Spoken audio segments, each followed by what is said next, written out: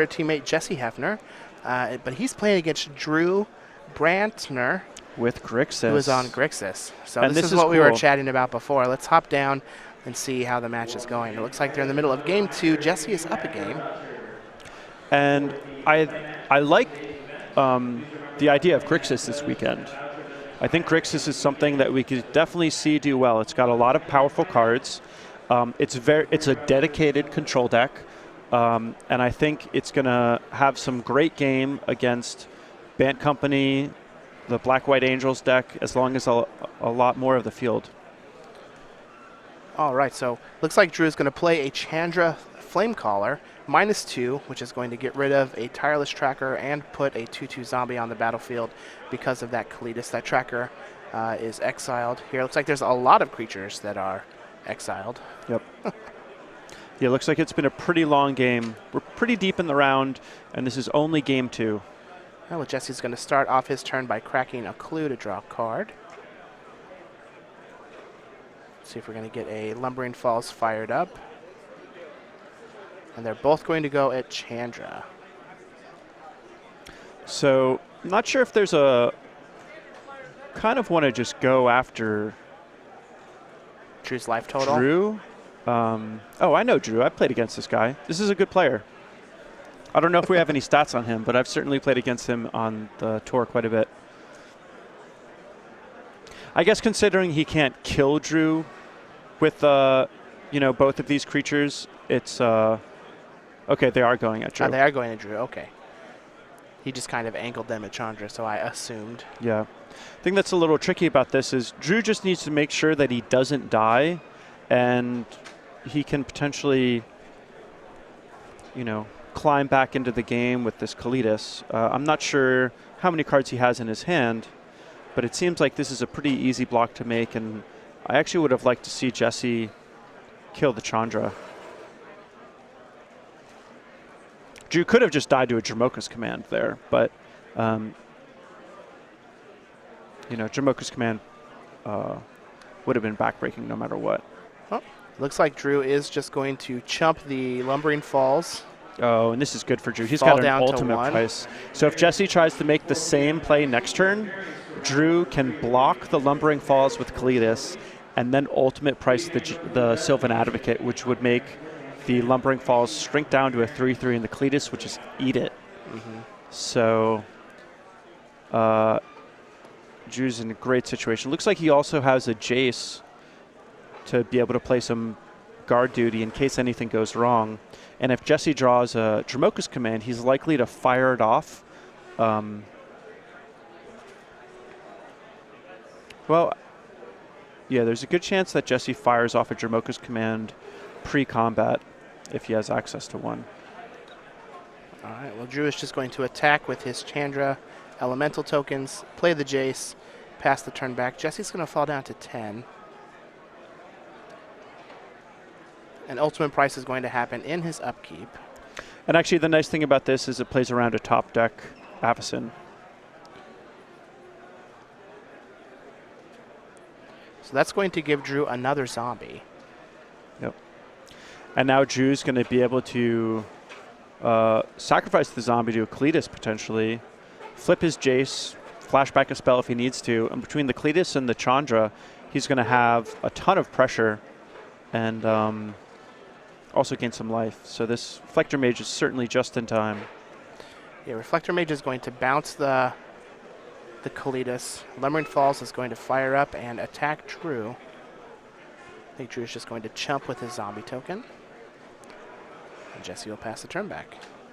Now he's going to be able to flip his Jace. Oh, and that's a copy of Goblin Dark Dwellers. Perfect. That's a good one. This Grixis deck looks sweet. Well, I mean, honestly, this looks like the exact same Grixis deck we saw last season. But yeah, it is sweet. It's a good card. Yeah, the deck just kind of disappeared. And with spell, I think this is a good deck to fight Spell Queller with. Yeah, exactly. When we were talking about it earlier, I was like, yeah, this is perfect. A lot of cheap removal spells at 1 and 2 mana that hit Spell Queller and Goblin Dark Dwellers Chandra to top it off is just perfect. All right, well, there are some 3/1 elementals. Going to crash in, knock Jessy down to 4. And now Drew just needs to survive one more turn, and this Chandra's likely to win the game. Since Drew can't cast anything else that he's going to draw, he's just going to cast this Dark Dwellers, flash something back. I like the fact that he's not using his Jace because it can be a very valuable blocker. Yeah, it's going to allow him to block this Lumbering Falls. So he's throwing into Dark Dwellers, a Transgress the Mind, which is going to reveal a land for Jessy. A little surprised by the Transgress being the target, but maybe he just doesn't have very many options in his graveyard. I see the ultimate price on top, which obviously doesn't hit the Reflector Mage. And Jessy unfortunately has to pull the brakes here. All right, well, Jessy's just going to pass without attacking. But unless he has something in hand, he's just going to be dead here. Goblin Dark Dwellers has Menace and is a lethal attacker. He has the Lumbering Falls, so he can run the double block. But Chandra, with the Dark Dwellers, is certainly going to be lethal. And Drew's kind of got to hurry up. This game is... Yeah, he still has one more game to win. Yeah, almost 100% won. It's probably worth it for him to try to rush through the plays. Oh, hello. Spell Queller is going to stop that Kalidas. And this complicates things a little bit. It means that even though Drew is... Well, if Drew has another removal spell in his graveyard that he can use to kill the Spell Queller, then it still gives him lethal. Especially since Jessy is Hellbent. Yeah, the thing is, Jessy is still going to need to block. Oh, he can just minus everything. He can just minus the Chandra, and then that makes the Dark Dwellers a lethal attacker because it has Menace.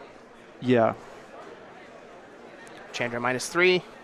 Going to kill all the blockers, get back a Kalidas for value, attack in with the Dark Dwellers. So Drew Brantner is going to win this game and even the matchup 1-1. Let's take a quick look at their sideboards to see we can kind of figure out what their configurations look like. Drew has 1 Dispel, 1 Negate, a Spell Shrivel, a Dragonlord Silumgar, a Duress, a Pick the Brain, a Read the Bones, a Painful Truths, 1 Infinite Obliteration, 1 Languish, 1 Obnixilis Reignited, 2 Kolaghan's Command, 1 Rending Volley, and 1 Radiant Flames. What do we think he brought in? So I don't like the counter magic that much. I do like Dragonlord Silumgar quite a bit. He wants card advantage, but I'm not sure if he has time to cast that many copies of Read the Bones and Painful Truths. Certainly needs some copies, but not too many. Languish is great. I think Obnixilis is quite good. Rending Volley is a great card against this deck, as is Radiant Flames. And I think you can give some consideration to Kolaghan's Command also, but it depends on how many Tireless Trackers and Thalias and other 2 toughness creatures that you actually see out of the Bant Company deck. Now on Jesse's side, we have 4 Lambholt Pacifist, 2 Declaration in Stone, 3 Tragic Arrogance, 2 Ojutai's Command, 2 Negate Elinvala the Preserver, and 1 Jace Unraveler of Secrets. What do you think he's bringing in? So I think he's going to bring in the Declaration of Stones just to deal with the big creatures that Drew has. I think Ojutai's Command is also good. It's his best way to deal with Goblin Dark Dwellers. He probably wants a small number of negates, although not too many. And then Jace Unraveler of Secrets is probably something that can do a little bit of work in the matchup. I don't know if he feels like he can slow down that much for Jace. It is something that he would have to tap out for. And bouncing your opponent's Dark Dwellers isn't particularly great, but it could be something that he goes to if he wants to play a longer game. Well, I can get behind all of that. While our players are finishing up shuffling here for Game 3, let's take a quick second and look at our creature collection from StarCityGames.com. Currently, you can get Snipcaster Mage, playmat sleeves, and player bundles. That means you get them both together. Go to StarCityGames.com/creature collection for more details. But you can also get the Fruit Bat. Fruit Bat. Say that Fruity 3 times McFruit fast. We had quite a few suggestions for names. I think that I like Walter Mellon the best. Yeah. But we will see. Available now, playmat sleeves and player bundles. And where can they find those at? You can find those at StarCityGames.com/creature collection. Perfect. So let's go ahead and pop back here as our players are just now finishing up shuffling. Let's see if they can find some opening 7s that are acceptable to keep. Yeah, and for this game, Jesse's going to be able to be on the play, which is pretty important for his deck. I do think that he wants to be the aggressor. Looks like with a shake of the head, though, he's sending him back, saying, I want a better hand. Looks like both players are going to go ahead and send them back. A gentleman 6. Gentleman 6. Let's go ahead and learn a little bit about Jessy Hefner. He's on Team Card Hoarder. He is. He's a member of Team Card Hoarder. He's 24 from Delphi, Indiana, sorry. He has 1 open top 8 and 1 invitational top 8. He is obsessed with Trailer Park Boys. He used to be able to run a 450 mile. That's a fast mile. That is a fast mile. That's really fast. And he is a strict vegetarian. That's like pretty fast mile. Like anything under 5 minutes is like, whoa, you can run like under 5 minute mile. Yeah, that's real fast. Yeah. How fast do you think you can run a mile? Oh, I don't remember. I ran track in high school, but I don't remember any of my times. I ran 200-meter dash and 400 hurdles. And Those are my 2 things. I can't stand running. I like running. Well, running just for the sake of running. Like, I played sport. I'm grossly overweight now and out of shape, but like I played sports in high school. I played high school football. Like, I understand conditioning and I enjoy being active, but just like running for the sake of running just always made me so mad because I didn't want to do it. Yeah, I don't like running circles around a track, but you got to come to Sugarloaf. We have some great running in Sugarloaf. There's this one section of Sugarloaf where, I don't want to get struck by lightning. Well, the lightning's been bad, but usually it's not. Lightning this past weekend was real bad. But yeah, actually, I've taken a few pictures on Instagram. There's this one section of where I go running where it's like all picturesque and rural, but there's this one road called White Oak Drive, and for like a half mile, there's just tiger lilies all on one side. And when they're all in bloom, it's like insane. It's like so sweet. All right. Maybe I'll have to come to Sugarloaf and run with the tiger lilies. But for now, Jessy Hefner is going to be mulliganing down to 5, which is really not where he wants to be. He is going to keep it. He's going to scry the top card down to the bottom. So long as he has a good start, the mulligan's not going to hurt him too much because so many of his resources can kind of snowball, like Duskwatch Recruiters and Tireless Trackers. But we'll see. Jessy just has a couple of tapped lands. And it looks like Drew actually has Dispel in his hand, so that's one of the sideboard cards he decided to bring in. Certainly a nice answer to Collected Company, and it can be quite good against Dramoka's Command, but usually the Bank Company doesn't keep too many Dramoka's Commands in their deck post-sideboard against this Grixis control deck. Well, Jessy just has a trio of come into play tapped lands, but he does have a Selfless Spirit, so that's going to give him a little bit of threat. A Transgress the Mind from Drew is going to reveal Reflector Mage, Dramoka's Command, and a copy of Tireless Tracker in Jesse's hand. So he's probably going to take that Tireless Tracker. Yeah, and what is extremely unfortunate about this for Jessy is Jessy basically has to play his Reflector Mage. He just needs to have some sort of noteworthy pressure. At least I think he has to play it. Maybe he won't, but we'll see. But Drew's just looking at a stacked hand moving forward, and Jessy is in rough shape. All right, well, Drew also has an Evolving Wilds. It's going to go get him a Swamp. Jesse's going to crash in for 2 with Selfless Spirit, bring Drew down to 18. Let's see if he just jams that Reflector Mage. Oh, he drew a Thalia. Oh, wow, perfect. So that is going to be a good draw. This is going to, hamper any non-basic lands that Drew happens to play, and all of his creatures will enter the battlefield tapped, so they won't be able to be on blocking duty the turn that he deploys them. Yeah, and what's nice about this, these are 2 cards from the new set. Both are awesome cards. Both play well together. And in this particular situation, the Selfless Spirit is playing guard duty for this Thalia. Drew can't play Radiant Flames to sweep the board because it'll just be a 1-for-1 on the Selfless Spirit. Can't use Ultimate Price. Can't use Rending Volley. It has to be Grasp of Darkness to kill this Thalia or bust. All right, so it looks like Drew is going to pass the turn, and then Ultimate Price in Jesse's upkeep. Jessy will sacrifice the Selfless Spirit to save the Thalia. Yeah, and Thalia's great. Going to crash in for 3 damage with Thalia. So does he have a 4th land? Maybe some more pressure to deploy. Considering he's up against a red-based removal deck, Thalia is a good threat. He may want to hold his Dramoka's Command up rather than play the Reflector Mage. specifically so that he can protect the Thalia, but having another Selfless Spirit here does the same thing, but lets him put more pressure on the board. All right, so Selfless Spirit is going to come down for Jessy. He still doesn't have a 4th land, and he's going to pass the turn over to Drew. Drew does have a 5th land and a Kalidas, which will enter the battlefield tapped. Yeah, which is quite important. We'll make sure that that Kalidas is tapped, but Reflector Mage is going to bounce it anyway. Going to crash in for 5. Nicely done. So if Drew could fire off a Languish here, that would be picture perfect. If he doesn't fire off a Languish here, Jessy might actually be able to steal this game.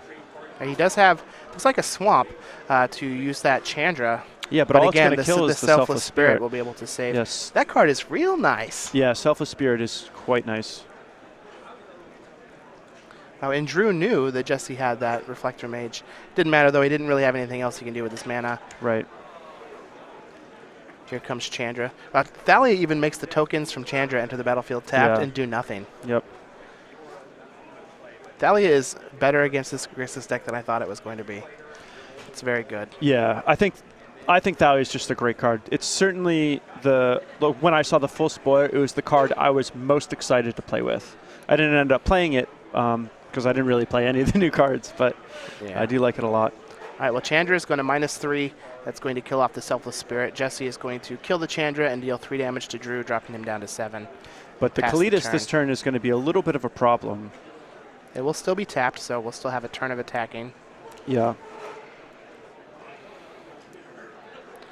So Kalidas enters the battlefield. It should be tapped. A Dispel is going to counter the Collected Company. Oh, and it looks like he's got, I believe that's Rending Volley? Galvanic Bombardment. Oh, Galvanic Bombardment. So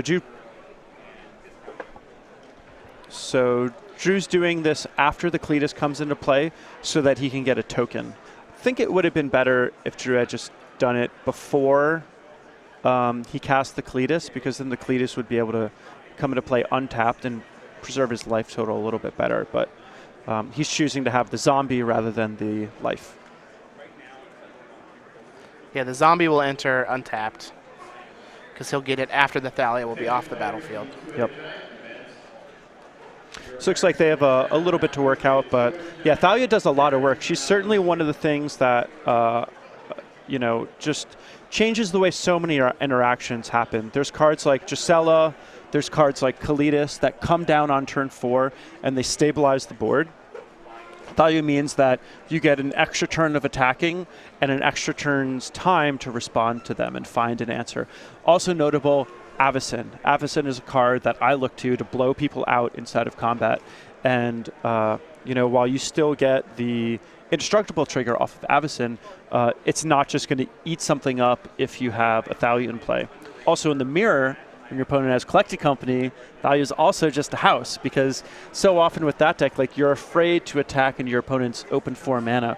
With Thalia, you just can do it with impunity. Not only that, but making the non-basic lands enter the battlefield tapped means that these 4 and 5 mana cards that would normally stabilize the board can't be played until a turn later. Because a lot of times it'll just be a non-basic land that they would need as their 4th or 5th mana source to play those cards. So it's just very, very punishing against players who are trying to utilize these bigger mana spells to stabilize everything. Yeah, well, in terms of my decision making for figuring out what I wanted to play week 1 and what I potentially want to play moving forward in the season, I've essentially just decided there's no way I'm going to play a 3-color deck, simply because of Thalia. So it just seems unreasonable to me. But yeah, Thalia's a great card. She was the one card I really wanted to play. Pretty sad I'm not able to play her. My heart says curve Thalia into Sirach the Hunt Caller, but my head says just play Avacyn. How good would Thalia have been in the fetch Battleland format? Oh, it'd be so good. Oh man. Yeah, really, really good. All these decks are just 12 fetches. Yeah. 4 lands that actually come into play untapped to make all their mana sources. Thalia would have just been very punishing there. Yeah, I'm curious to see if there's any way that Thalia gets traction in Modern. She easily gets bolted in Abrupt Decayed, which is a big problem. But if you were going to play her in a green-white deck that had something like Noble Hierarch and Birds of Paradise, playing Thalia turn 2 when you're on the play, that's like a pretty big deal. Yeah. And if you have any way to protect her, like some weird Bant deck with counter spells, or you're playing cards like Selfless Spirit, Dauntless, Escort, Dramoka's Command. All these are standard cards that don't really see modern play, but there could be something there. I don't know. Yeah, I wonder if it's just better than the original Thalia, though. Yeah, taxing spells is real good too. Yeah, the main thing with the original Thalia is there's just no way to kill her without gaining a little bit of tempo or being even on tempo given the removal spell. The fact that the new Thalia you can just bolt her or abrupt decay her is like a pretty big problem, but she can do like a lot of work. So, and I like that about her. I agree. What's your favorite card out of the new set that you wish you were playing? Is it just Ishkana? I really like Ishkana a lot. Yeah. I'm just a big Emrakul fan. Yeah. I like doing big, crazy, stupid stuff. Yeah, and that's just like the definition of casting an Emrakul card. Yeah, I like doing big, crazy, stupid stuff with very small amounts of mana. But looks like the players are still working things out. One other place that I would like to see Thalia is in the white humans deck. We've seen the Tom Ross style where it's basically mono 1-drops. I think another good place for Thalia is in a white human shell where it's just maybe slightly bigger. It's not as good at flipping Kithion, but still has some low to the ground aggression. So it looks like the zombie was tapped.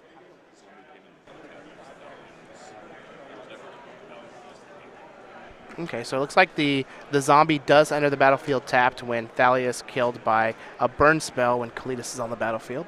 It's pretty Since I guess Thalia sees the zombie and I guess the tap. That seems to be what the ruling says to us. But this is going to be a little tricky for Jessy. He can tread water with this lifelinker, but he's not really making any headway, and he's kind of out of gas. And Dark Dwellers is a big game. So Dark Dwellers is going to let him transgress again. That's just going to see a Dispel out of Jessy. So if Jessy could just hit another Dramoka's Command here, that would be great. Or Collected Company. These decks just always want to draw Collected Company, right? Yeah, they really do. This was Jessy's mulligan to 5. Yeah. Well, that's the thing. You have a good aggro deck. You can mulligan pretty low, and so long as you mulligan to a good start, it's going to be a close game.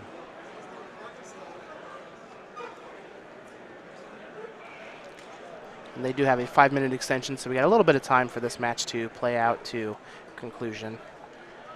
Drew does have a Read the Bones. He's going to fall down to 5. And I'm curious to see if Jessy has a Collected Company. He looks like he's just going to fire off this negate. The negate. I called it as a Dispel earlier. The new arts confused me. So with negate, there's basically 2 ways you can play it. You can say, I want to kill the spell that matters, or I want to, counter the thing that generates card advantage and finds the action spells. I think the main decision point here is Jessy just wants to cast a spell while he has the mana to. If he draws a Collected Company and Drew fires off a Read the Bones, he's not going to be able to cast both of his spells in the same turn, and he can fall behind on tempo. All right, well, Jessy's going to find a land for his turn and play it, and pass the turn back to Drew.